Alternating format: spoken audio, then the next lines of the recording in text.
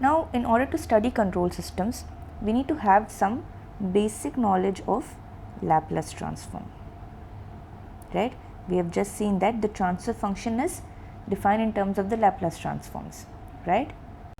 So, we need to be familiar with the Laplace transform of some basic functions. So, here we have some basic functions in the time domain, okay, and the corresponding Laplace transform is given here. And you also have to be familiar with the properties of Laplace transform. Here we have some properties, okay. So, if you consider a function f of t whose Laplace transform is f of t, okay, then what will happen if it is multiplied by a constant? What will happen if it is differentiated, integrated or time shifted, okay? The corresponding Laplace transforms are given, okay. So, these are the properties of the Laplace transform. Now, there are two important theorems in control system, namely the initial and final value theorems, okay. So, you will see that these are often used in control systems, okay. So, what are these theorems? The first one, that is the initial value theorem, states that limit t tends to 0 f of t will be equal to limit s tends to infinity s into f of s, okay. So, this is the initial value theorem. What about the final value theorem?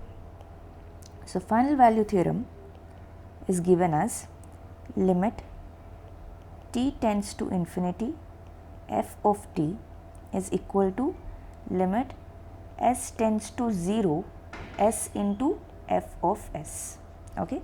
So, you can observe here that for initial value t tends to 0 and s will become tending to infinity, okay, while in the final value theorem as t tends to infinity we are taking the s limit as 0. So, these are some properties of Laplace transform. The next thing that we will see is how to represent the impedance of circuit elements in their Laplace form, okay. That is, for example, if you take a resistor, okay, and let the voltage across this be V of t, current through it be I of t and the resistance is R, okay. So, what will be the relation between voltage and current? V of t will be equal to R into I of t, right. Now, if you apply Laplace transform to this equation, okay, what will you get? V of s will be equal to R into I of s, right. This means that the impedance, which is equal to the ratio of voltage and current, right. So, V of s by I of s will be equal to R, right.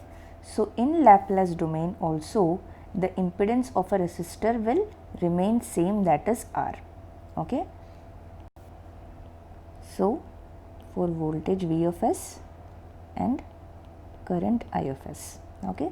So, this is how you will represent the resistor even in the Laplace domain. Next, if you consider an inductor, right. So, let the voltage across the inductor be V of t and current through it be I of t, okay, and the inductance we denote by L, right. Now, what is the relation? V of t is equal to L di by dt, right. Now, if you apply Laplace transform to this, you will get V of s will be equal to SL into I of s, okay. So, this you can get from the properties of Laplace transform. Whenever a function I of t is given and if its Laplace transform is I of s, then what will happen when it is differentiated? It will be s into I of s, okay. So, that is what we have got here. So, what will be the impedance here? The impedance will be equal to V of s by I of s, which is equal to SL, okay. So this is the impedance of the inductor in the Laplace domain. Okay. So if you draw in the Laplace domain, let the voltage be V of S and the current be I of S. Okay. Then the impedance will be S into L. Okay. So this is changing. Unlike the resistor, the impedance of the inductor is different in the Laplace domain. Next, if you take a capacitor. Okay. So let the voltage be V of t, current be I of t, and let the capacitance be C, right. Now how are the voltage and current related? V of t will be equal to 1 by C integral I of t dt. Okay. So this, if you apply Laplace transform, you will get V of S is equal to 1 by C into 1 by S I of S. Okay. So this is also we will get from the properties of Laplace transform. Okay. So this will be equal to 1 by SC I of S. Then what will be the impedance? V of S by I of S will be equal to 1 by S into C.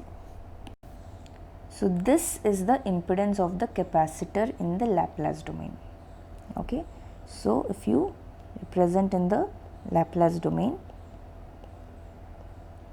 current passing through it is I of S, then what will be the impedance? It is 1 by S into C.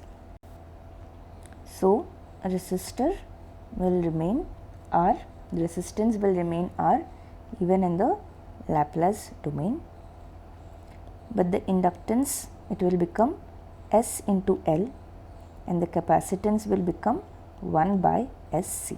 Okay. So these three results, they are very important.